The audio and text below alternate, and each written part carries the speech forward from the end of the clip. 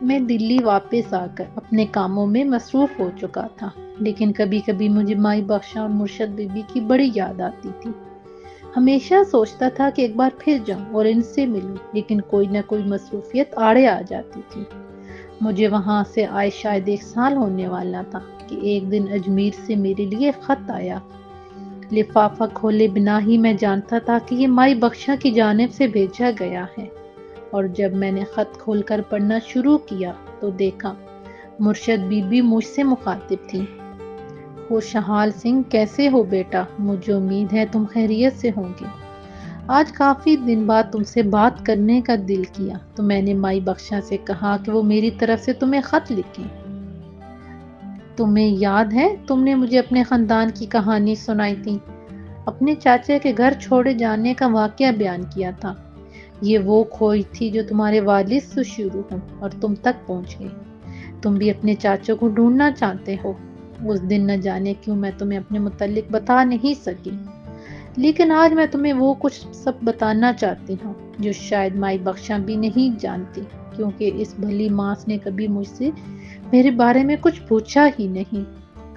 تم شاید اس بات سے واقف نہیں کہ تمہارے چاچا جس کی محبت میں اپنا گھر بار سب چھوڑ گئے تھے، میں اسے جانتی ہوں۔ کسی دور میں لکھنؤ میں ایک طوائف دل آرا کا بڑا چرچا تھا۔ اس کے رقص میں تھرکتے قدموں کی ہر جنبش پر ہزاروں دل دھڑکتے تھے۔ جس دن اس نے اپنی حسن کی رعنائیوں کے ساتھ ماہرانہ رقص کی محفل جمانی ہوتی، اس روز بڑے بڑے عمراء اور روسا کوٹھے پر آتے اور ڈھیروں ڈھیر اشرفیاں لوٹاتے، لیکن دل آرا کسی کو خاطر میں ہی نہ لاتی تھی، کوئی اسے بھاتا ہی نہ تھا۔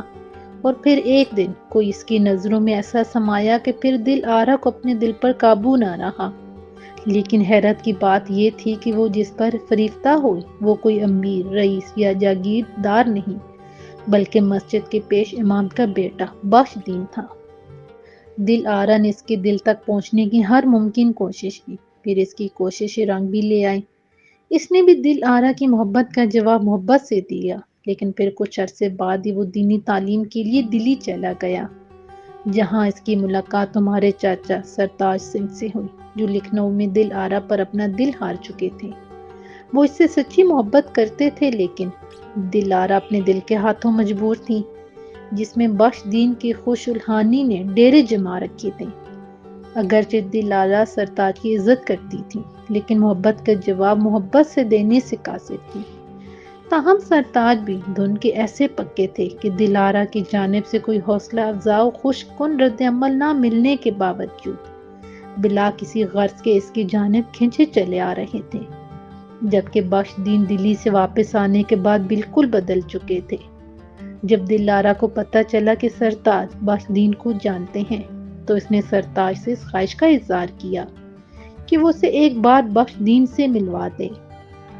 دل آرا کے ساتھ مخلص سرتاج یہ بھی کر گزرے، لیکن بخش دین نے اس ملاقات میں دل آرا کے دل میں بسے اپنے بت کو خود ہی پاش پاش کر دیا اور اس کو ایک طوائف ہی سمجھا، جس کے ساتھ نہ گھر بسایا جا سکتا ہے نہ زندگی بتائی جا سکتی ہے۔ ان کے نزدیک طوائف تو بس چراغ محفل ہی ہوتی ہیں۔ اس دن قدرت نے دل آرا کو ایک نئی راہ سجھا دی تھی۔ ایک عام سے شخص کے سامنے اپنی بے توقیری نے دل آرا کو بہت سے سوالات کی کھوج میں لگا دیا، اور وہ ان کے جوابات کی تلاش میں سرگرداں ایک نئے سفر پر گامزن ہو گئی۔ بخش دین سمجھ رہا تھا کہ اس نے دل آرا کو آئینہ دکھا دیا ہے، جبکہ حقیقت یہ تھی کہ اس نے جس طرح اس کی عزت نفس کو پامال کیا تھا، اس سے دل آرا نے اپنے لیے وہ راہ چن لی جو انسان کو اس سے ملا دیتی ہے، جو غلاظت میں لتھڑے ہوئے وجود کو بھی اپنی رحمت کی آغوش میں سمیٹ لیتا ہے۔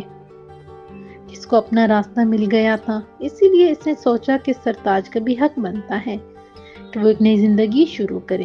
یوں دل آرا نے اسے اپنی قسم میں باندھ کر کبھی اپنے سامنے نہ آنے کا وعدہ لے لیا، اور سرتاج وہ اپنے وعدے کیسے پکے نکلے کہ پھر کبھی اس کے سامنے نہ آئے۔ دل آرا کے لیے امیرن کے کوٹھے پر رہنا ممکن نہ رہا، تو وہ رائے حق کی تلاش میں مائی بخشا کے پاس چلی آئی، جہاں اسے ایک نئی زندگی ملی، ایمان کی دولت ملی، اور پھر وہ جو کبھی دل آرا کہلاتی تھی خود مائی بخشا بن گئی۔ مائی بخشا نام ہے ایک روشنی کا، روشنی بھی وہ جو واضح راستہ دکھاتی ہے، آنکھیں چندیانے نہیں دیتی۔ بس پھر کڑی سی کڑی ملتی رہی، مجھے افشاں ملی، میں نے بھی یہاں لے آئی۔ میری پہلی مرشد بی بی کے وفات کے بعد میں مائی بخشاں بنی، پھر افشاں۔ اب امید ہے کہ ختیجہ ہمارے نقش قدم پر چلے گی۔ جانتے ہو دل آرا کو کیسے جانتی ہوں؟ جسے تم مرشد بی بی کے نام سے پکارتے ہو، جسے اجمیر میں مائی بخشاں کہتے ہیں، وہ دل آرا میں ہوں۔ اللہ جسے چاہتا ہے ہدایت دیتا ہے۔ میرے مالک نے بھی مجھے سرخ رو کیا۔ میں امید کرتی ہوں کہ میری کہانی جاننے کے بعد تم مجھے سرتاج کے قصوروار نہیں سمجھو گے، کیونکہ اس دن کے بعد سے آج تک میں نے کبھی سرتاج کو نہیں دیکھا، لیکن میں دعا کرتی ہوں کہ تمہیں جلدی اپنے چاچا کے بارے میں خیریت کی اطلاع مل جائے، ایسا کوئی سبب بن جائے کہ وہ تمہیں مل جائے۔ میری دعائیں ہمیشہ تمہارے ساتھ ہیں۔ اب اجازت دو، فقط مائی بخشاں۔ یہ خط نہیں ایک فہم تھا جو مجھ پر نازل ہوا تھا، ایک ادراک تھا جو مجھ پر عیاں ہوا تھا۔ مجھے سمجھ میں نہیں آ رہا تھا کہ کیا کروں۔ اوپر والے کے کھیل بھی نرالے ہیں۔ مجھے میرے چاچا کا پتہ تو نہیں چلا، مگر ان کی حقیقی داستان ضرور معلوم ہوگی۔ میں نے صرف سنا تھا کہ اوپر والا بڑا دیالو ہے۔ آج دیکھ بھی لیا کیسے اس نے کوٹھے میں پلنے والی دل آرا کو خود سے ملانے کے اسباب پیدا کیے۔ میرا اب دلی میں ٹھہرنا مشکل ہو گیا تھا، چنانچہ میں اگلی ہی گاڑی پکڑ کر اجمیر روانہ ہو گیا۔ نہ جانے کیوں اس بار ناصرہ کو ختیجہ کی یاد بہت ستا رہی تھی۔ پچھلے کئی روز سے وہ ختیجہ کو خواب میں پریشان دیکھ رہی تھی۔ جب آنکھ کھلتی تو وہ خود کو بھی روتا ہوا ہی پاتی۔ وہ روز خود پر جبر کر رہی تھی، لیکن آج اس نے مصمم ارادہ کر لیا تھا کہ بخش دین سے کہے گی کہ وہ یا تو خود اجمیر جا کر ختیجہ کی خیریت معلوم کرائے، یا پھر ان کو بھی ساتھ ہی لے جائے کہ وہ ایک بار ختیجہ سے ملنا چاہتی ہیں۔ ناصرہ نے آج سوچا ہوا تھا کہ گھر کے کاموں سے فراغت پانے کے بعد بخش دین سے اس ضمن میں ضرور بات کرے گی۔ وہ دعا کر رہی تھی کہ آج بخش دین کا مزاج برہم نہ ہو، اور شاید یہ قبولیت کا یہی وقت تھا۔ میں کئی روز سے پریشان ہوں، اس سے آپ میرا وہم نہ سمجھیں۔ مجھے نہ جانے کیوں لگ رہا ہے کہ ختیجہ پریشان ہے۔ خدا را آپ ایک بار مجھے وہاں لے جائیں، یا خود جا کر ختیجہ کی خیریت خبر لے آئیں۔ اس کے بعد میں آپ سے کبھی کچھ نہ مانگوں گی۔ ناصرہ نے انتہائی لجاجت سے بخش دین کو مخاطب کرتے ہوئے کہا۔ اس کی آنکھوں میں آنسوؤں کا سیلاب تھا جو اپنی بات کے اختتام تک سارے بند توڑ چکا تھا۔ ویسے تو بخش دین کو کبھی اس کے آنسوؤں نے متاثر نہیں کیا تھا، لیکن اس بار نہ جانے کیا ہوا کہ اس نے ناصرہ سے وعدہ کر لیا کہ وہ ختیجہ سے ملنے کل ہی نکل جائے گا۔ اس سے اور کیا چاہیے تھا؟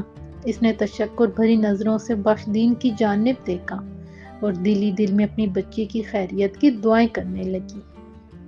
میں اجمیر پہنچ کر سیدھا درگاہ گیا تاکہ مائی بخشاں کے ساتھ ہی مرشد بی بی سے ملنے پہنچ جاؤں، لیکن مائی بخشاں وہاں موجود ہی نہیں تھی۔ کسی سے پوچھنے پر پتہ چلا کہ وہ گزشتہ 3 روز سے درگاہ پر آئی ہی نہیں۔ مجھے یہ سن کر تشویش ہوئی۔ میں نے فوراً ہی مرشد بی بی کے گھر کا رخ کیا۔ وہاں پہنچا تو معلوم ہوا کہ مرشد بی بی انتہائی بیمار ہیں، دوا بھی لے رہی ہیں لیکن اثر نہیں ہو رہا۔ مائی بخشا کے تو آنسو ہی نہیں رک رہے تھے۔ وہ مرشد بی بی سے کئی بار کہہ چکی تھی کہ انہیں ہسپتال لے جاتے ہیں، لیکن ان کی ایک ہی ضد تھی کہ گھر سے بہتر کوئی جگہ نہیں ہوتی۔ مائی بخشا نے مجھے بھی کہا کہ میں مرشد بی بی سے اصرار کروں، شاید میری بات مان جائیں۔ میں ان کے کمرے میں گیا تو وہ آنکھیں موندے بستر پر دراز تھی۔ میں نے آہستگی سے انہیں سلام کیا تو انہوں نے آنکھیں کھولی اور نرم نکاحت بھرے لہجے میں گویا ہوں، آؤ خوشحال سنگھ، میں شاید تمہارا ہی انتظار کر رہی تھی، تمہیں میرا خط ملا؟ جواب میں نے محض اسباب میں سر ہلایا۔ تم مجھے قصوروار گرانتے ہو۔ ان کے استفسار پر میں گھٹنوں کے بل ان کے سامنے جھکتے ہوئے بولا، مرشد بی بی، مجھے آپ سے اور مائی بخشاں سے عقیدت ہے، محبت ہے۔ میں آپ کی راہ اختیار کرنا چاہتا ہوں، لیکن ابھی میں خود میں اتنا حوصلہ نہیں پاتا۔ اپنے چاچو سے میں کبھی ملا نہیں، لیکن سمجھ سکتا ہوں کہ انہیں آپ سے کیسی محبت ہوئی ہوگی۔ آپ کا خمیر محبت سے اٹھا ہے۔ خدا کو بھی آپ سے محبت ہوگی، تبھی تو آپ کو ہدایت ملی، اور آپ نہ جانے کتنوں میں ہدایت تقسیم کر رہی ہیں۔ میں چاہے اپنے چاچا سے مل پاؤں یا نہیں، لیکن مجھے اس بات کی خوشی ہے کہ مجھے آپ کی دعائیں میسر آ گئیں، اور انہی دعاؤں کے تو فعل شاید ہم کبھی مل پائیں۔ آپ دل پر کوئی بوجھ نہ رکھیں مرشد بی بی، بس جلدی سے ٹھیک ہو جائیں۔ میری بات پر انہوں نے ہولے سے مسکراتے ہوئے آنکھیں موند لیں۔ شاید اتنا بولنے میں ہی انہیں نکہت ہو گئی تھی۔ ان کی آنکھیں بند کرتے ہی میں کمرے سے باہر نکل آیا۔ میں نے اب تک خود پر بڑا قابو کیا ہوا تھا۔ باہر نکلا تو میری آنکھوں میں موجود نمی نے بھی باہر نکلنے کا راستہ ڈھونڈ لیا۔ ایک کونے میں مائی بخشاں بھی سر جھکائے بیٹھی نظر آئی۔ تھوڑے فاصلے پر بیٹھی ختیجہ کے چہرے پر بھی پریشانی کے واضح تاثرات تھے۔ ایک معتبر ہستی نے ہم سب میں کوئی رشتہ نہ ہوتے ہوئے بھی آپس میں باندھ رکھا تھا۔ مجھے آج مائی بخشا نے یہاں قیام کی اجازت دی تھی۔ میرے چرپائی سین میں ڈال دی گئی۔ اس گھر کا دروازہ کبھی بند ہی نہیں ہوتا تھا، سو رات میں بھی کھلا ہی رہتا تھا۔ یہ مرشد کا حکم تھا کہ کیا پتہ کبھی کوئی مسافر راہ بھٹک کر آئے اور اسے دروازہ بند ملے تو وہ منزل کا نشان کیسے ڈھونڈ پائے گا۔ رات میں مائی بخشا نے مرشد بی بی سے بہت کہا کہ کچھ کھا لیں، لیکن انہوں نے ایک لقمہ بھی منہ میں نہ ڈالا۔ کھانے کا تو کسی کا بھی دل نہیں تھا، سو سب جلدی ہی سونے لیٹ گئے۔ مرشد بی بی شاید تہجد کے لیے بھی بیدار نہیں ہوئی تھی اور نہ ہی مائی بخشا نے انہیں جگایا۔ لیکن جب فجر کا وقت بھی تنگ پڑنے لگا تو مائی بخشا ان کے کمرے میں گئی اور پھر اندر سے ان کی گھبرائی ہوئی آواز سنائی دی۔